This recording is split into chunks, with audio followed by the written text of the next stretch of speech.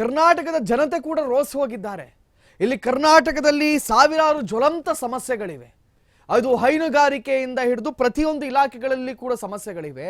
ಈ ಸಮಸ್ಯೆಗಳನ್ನು ಇವರು ಆಲಿಸ್ತಾರೆ, ಇದನ್ನ ಪರಿಹರಿಸ್ತಾರೆ ಅಂತ ನೋಡಿದ್ರೆ ಇದು ಖಾಲಿ ಇವರದ್ದು ಕುರ್ಚಿ ಮೇಲೆ ಯಾರು ಕೂತ್ಕೊಳ್ತಾರೆ, ಅವರ ಏನ್ರಿ ಇದು? ಏನಾಗ್ತಾ ಇದೆ? ಒಂದು ಸರ್ಕಾರ ನಡೆಸುವ ವಿಧಾನನ ಇದು? ಇನ್ನು ಕಾಂಗ್ರೆಸ್ ಪಕ್ಷದ ವಿರುದ್ಧ ವಿರೋಧ ಪಕ್ಷಗಳಿಂದ ನಿರಂತರ ವಾಗ್ದಾಳಿ ನಡೀತಾ ಇದೆ. ಆ ವಿರೋಧ ಪಕ್ಷದವರು ಅಷ್ಟೇ, ಅದು ಸರಿಯಾಗಿ ಹೆಂಗೆ ಹೆಡೆಮುರಿ ಕಟ್ಟಬೇಕು ಅಂತ ಗೊತ್ತಿಲ್ಲ, ಹೆಂಗೆ ಜುಟ್ಟಿಡಿಬೇಕು ಅಂತ ಗೊತ್ತಿಲ್ಲ. ಅವರು ಇದೇ ವಿಷಯವನ್ನು ಇಟ್ಕೊಂಡು ವಿರೋಧವನ್ನು ಮಾಡ್ತಾ ಇದ್ದಾರೆ. ಇನ್ನು ವಿಪಕ್ಷದ ಕಾರ್ಯಕರ್ತರ ಆರೋಪಕ್ಕೆ ತಕ್ಕ ಉತ್ತರವನ್ನು ನೀಡಲು ಆಗ್ತಾ ಇಲ್ಲ ಅಂತ ಹೇಳ್ತಾ ಇದ್ದಾರಂತೆ ವಿರೋಧ ಪಕ್ಷದವರು.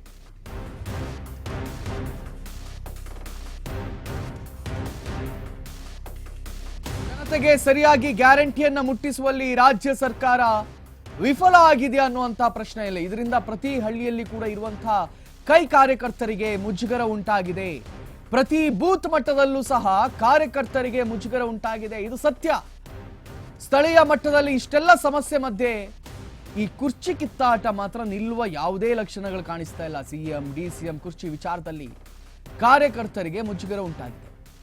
ಕುರ್ಚಿ ಕಿತ್ತಾಟದ ಗೊಂದಲಕ್ಕೆ ತೆರೆ ಎಳೆಯದ ಕಾಂಗ್ರೆಸ್ ವರಿಷ್ಠರು, ಹೈಕಮಾಂಡ್ ನಾಯಕರ ನಡೆಗೆ ಮೌನಕ್ಕೆ ಕಾರ್ಯಕರ್ತರು ಜಾರು ಬಿಟ್ಟಿದ್ದಾರೆ. ಮುಂಬರುವ ಜಿಲ್ಲಾ ತಾಲೂಕು ಗ್ರಾಮ ಪಂಚಾಯತ್ ಚುನಾವಣೆಗೆ ಇದೇ ವಿಚಾರ ಸಮಸ್ಯೆ ಆಗುತ್ತೆ ಖಂಡಿತವಾಗಿ ಕೂಡ. ಕಾಂಗ್ರೆಸ್ ಪಕ್ಷದ ವಿರುದ್ಧ ವಿರೋಧ ಪಕ್ಷಗಳಿಂದ ವಾಕ್ಸಮರ ಆಗ್ತಾ ಇದೆ. ನೋಡಿ, ಈ ಹೈಕಮಾಂಡ್ ಏನ್ ಮಾಡ್ತಾ ಇದೆ ಸ್ವಾಮಿ? 7 ತಿಂಗಳಿಂದ ಈ ಸಮಸ್ಯೆ ಆಗ್ತಾ ಇದೆಯಲ್ಲ ಕರ್ನಾಟಕದಲ್ಲಿ, ಇದನ್ನೊಂದು ಬಗೆಹರಿಸ್ಬಿಡ್ರಿ. ಏನ್ ಅಂಥದ್ದೇನ್ ಕೆಲಸ ಇದೆ ಕಾಂಗ್ರೆಸ್ ಹೈಕಮಾಂಡ್ಗೆ? ಇಡೀ ದೇಶದಲ್ಲಿರೋದು 3 ಸರ್ಕಾರಗಳು ಮಾತ್ರ ಕಾಂಗ್ರೆಸ್ ಅಲ್ಲಿ, ಅದರಲ್ಲಿ ಪ್ರಮುಖವಾಗಿರೋದೇ ಕರ್ನಾಟಕ. ಈ ಸಮಸ್ಯೆಯನ್ನ ಆಲಿಸಿಕೊಂಡು ಅದಕ್ಕೊಂದು ಉತ್ತರವನ್ನ ಕೊಟ್ಬಿಟ್ರೆ ಯಾರು ಮುಂದುವರಿಬೇಕು ಅಂತ ಹೇಳಿ ಅಲ್ಲಿ ಮುಗ್ದೋಗ್ಬಿಡುತ್ತೆ. ರಾಹುಲ್ ಗಾಂಧಿ, ಮಲ್ಲಿಕಾರ್ಜುನ್ ಖರ್ಗೆ, ಸೋನಿಯಾ ಗಾಂಧಿ, ಪ್ರಿಯಾಂಕಾ ಗಾಂಧಿ, ಅಂಥದ್ದು ಏನ್ ಕೆಲಸ ಇದೆಯಪ್ಪ ನಿಮ್ಗಲ್ಲ? ಈ ಪ್ರಶ್ನೆ ಕೂಡ ನಾವು ಮಾಡಬೇಕಾಗತ್ತಲ್ಲ. ರಾಜ್ಯದ ಜನತೆ ಇವತ್ತು ರೋಸಿ ಹೋಗಿದ್ದಾರೆ. ರಾಜ್ಯದಲ್ಲಿ ಪ್ರಗತಿಯ ಬಗ್ಗೆ ಚರ್ಚೆ ಆಗ್ತಿದ್ಯಾ? ಇಲ್ಲ. ರಾಜ್ಯದಲ್ಲಿ ಐಟಿ ಇಲಾಖೆಗಳ ಬಗ್ಗೆ ಚರ್ಚೆ ಆಗ್ತಿದ್ಯಾ? ಇಲ್ಲ. ರಸ್ತೆ ಗುಂಡಿಗಳು ಸರಿಪಡಿಸ್ತಾ ಇದ್ದಾರಾ? ಇಲ್ಲ. ರಾಜ್ಯದಲ್ಲಿ ಏನಾಗ್ತಿದೆ ಅಂತ ಕೇಳಿದ್ರೆ ಇದೇ ಕುರ್ಚಿ ಜಟಾಪಟಿ. ಇಕ್ಬಾಲ್ ಹುಸೇನ್ ಒಂದ್ ಕಡೆ, ಮತ್ತೊಂದು ಕಡೆಯಲ್ಲಿ ರಾಜಣ್ಣ, ಖಾಲಿ ಇಂಥವ್ರಗಳ ಹೇಳಿಕೆಗಳೇ ಆಯ್ತು. ಯತೀಂದ್ರ ಅವರ ಹೇಳಿಕೆಗಳು ಮತ್ತೊಂದು ಕಡೆ, ಅಪ್ಪನ ಮೊಬೈಲ್ ಅಲ್ಲಿ ತಗೊಂಡು ಅವರ ಅಪ್ಪನ ಎಕ್ಸ್ ಖಾತೆಯಲ್ಲಿ ಟ್ವೀಟ್ ಮಾಡೋದು ಇನ್ನೊಂದು ಕಡೆ, ಜಮೀರ್ ಅಹಮದ್ ಅವರ ಹೇಳಿಕೆಗಳು ಮತ್ತೊಂದು ಕಡೆ. ಬರೀ ಏನ್ರಿ ಇದು? ಬಣ ರಾಜಕೀಯಗಳು, ಹಿಂಗೆ ಡಿನ್ನರ್ ಮೀಟಿಂಗ್ಗಳು, ಲಂಚ್ ಮೀಟಿಂಗ್ಗಳು, ಟಿಫಿನ್ ಮೀಟಿಂಗ್ಗಳು, ಇದನ್ನೇ ಮಾಡ್ಕೊಂಡಿರ್ತೀರಾ?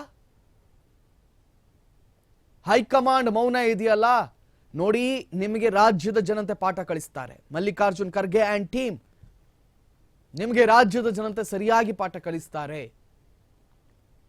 ಒಂದು ಕ್ಲಾರಿಟಿ ಕೊಟ್ಬಿಡ್ರಿ. ಖಾಲಿ ಸಿಎಂ ಡಿಸಿಎಂ ಹೇಳೋದಲ್ಲ, ಹೈಕಮಾಂಡ್ ಅಂತ ಕಾಂಗ್ರೆಸ್ ಪಕ್ಷದಲ್ಲಿ ಇದೆಯೋ ಇಲ್ವೋ? ಇದೆ ಅಂತ ಆದ್ರೆ ಒಂದು ಕ್ಲಾರಿಟಿ ಕೊಟ್ಬಿಡಿ. ಇನ್ನು ಇದ್ರ ಬಗ್ಗೆ ಚರ್ಚೆ ಮಾಡ್ಬಿಡ್ರಪ್ಪ, ಸಿದ್ದರಾಮಯ್ಯರವರೇ ಮುಂದುವರಿತಾರೆ, ಅಥವಾ ಇನ್ನು ಇದ್ರ ಬಗ್ಗೆ ಚರ್ಚೆ ಮಾಡಬೇಡಿ, ಇನ್ನು ಮುಂದೆ 3 ವರ್ಷದ ನಂತರ ಶಿವಕುಮಾರ್ ಅವರು ಮುಂದುವರಿತಾರೆ, ಏನಾದ್ರೂ ಒಂದು ಹೇಳ್ಬಿಡ್ರಿ. ಅದು ಎಷ್ಟು ಸಮಯ ಅಂತ ಇದನ್ನೇ ಇಟ್ಕೊಂಡು ಎಳಿತಾ ಇರ್ತೀರಾ? ಇವತ್ತು ಸೌತ್ ಕರ್ನಾಟಕದಲ್ಲಿ ಅಥವಾ ಸೌತ್ ಇಂಡಿಯಾದಲ್ಲಿ ಕರ್ನಾಟಕದಲ್ಲಿ ಮಾತ್ರ ಕಾಂಗ್ರೆಸ್ ಇದೆ, ನೆನ್ಪಿಟ್ಕೊಳ್ಳಿ.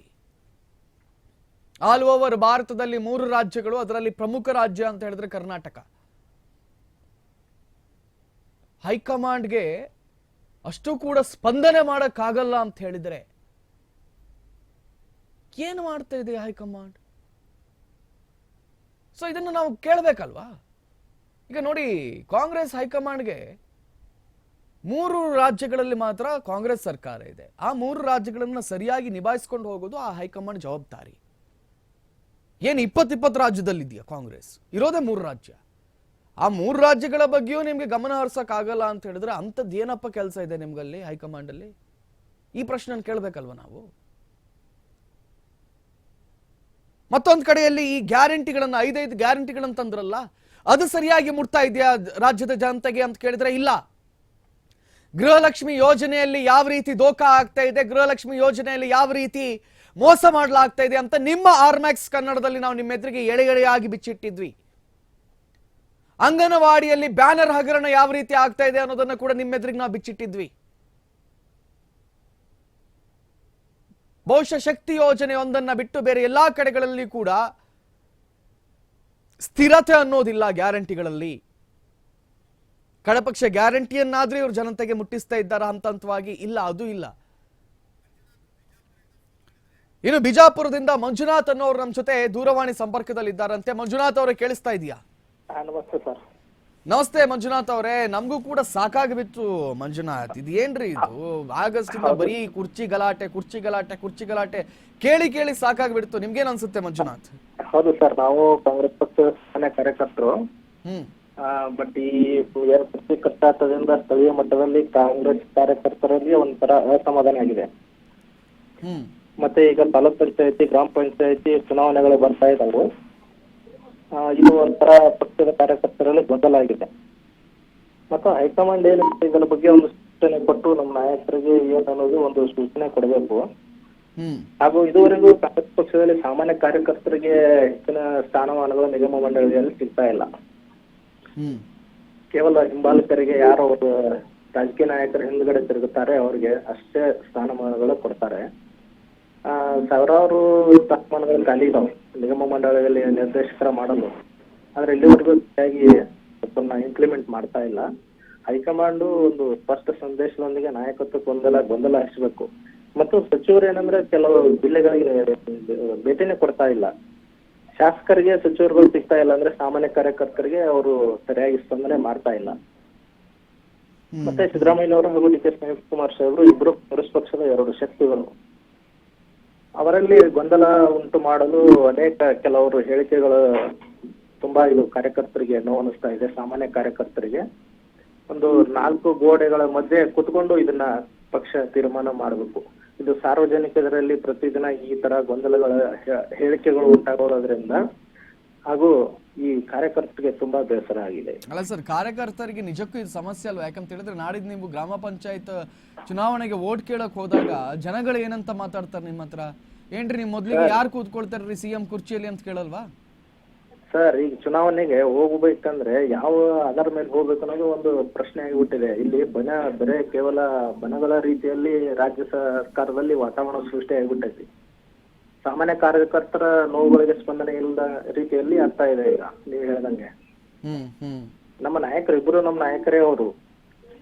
ಅದರಲ್ಲಿ ಅವ್ರಿಗೆ ಏನಿದೆ ಅನ್ನೋದು ಅದು ಪಕ್ಷ ಹೈಕಮಾಂಡ್ ಅಲ್ಲಿ ಕೂತ್ಕೊಂಡು ಮಾತಾಡಿ ಒಂದು ವಿಷಯವನ್ನ ಅದನ್ನ ಸರಿ ಮಾಡ್ಕೋಬೇಕು. ಅದನ್ನ ಒಂದು ಸ್ಪಷ್ಟ ಸಂದೇಶ ಆದ್ರೂ ರಾಜ್ಯಕ್ಕೆ ಕೊಡ್ಬೇಕಲ್ಲ. ಸಿದ್ದರಾಮಯ್ಯ ಅವರು ಸಾಕಷ್ಟು ಬೆಂಬಲದಿಂದ ಪಾರ್ಟಿ ಅಧಿಕಾರಕ್ಕೆ ಬಂದಿದೆ. ಡಿ ಕೆ ಸಾಹೇಬರು ಕ್ಷೇತ್ರವನ್ನು ಸುತ್ತಾಡಿ ಸಂಘಟನೆ ಮಾಡಿ ಕೋವಿಡ್ ಸಮಯದಲ್ಲಿ ಅವರು ಅಧಿಕಾರ ತಗೊಂಡು ಆಗಿನ ಪರಿಸ್ಥಿತಿಯಲ್ಲಿ ಜನಸಾಮಾನ್ಯರ ಜೊತೆ ಒಂದು ಬೆರೆತು ಅನೇಕ ಕೇಸುಗಳನ್ನು ಹಾಕಿಸಿಕೊಂಡು ಪಕ್ಷ ಸಂಘಟನೆ ಮಾಡಿದ್ದಾರೆ ಸಿದ್ದರಾಮಯ್ಯ ಸಾಹೇಬರು ಹಾಗೂ ಡಿ ಕೆ ಸಾಹೇಬರು.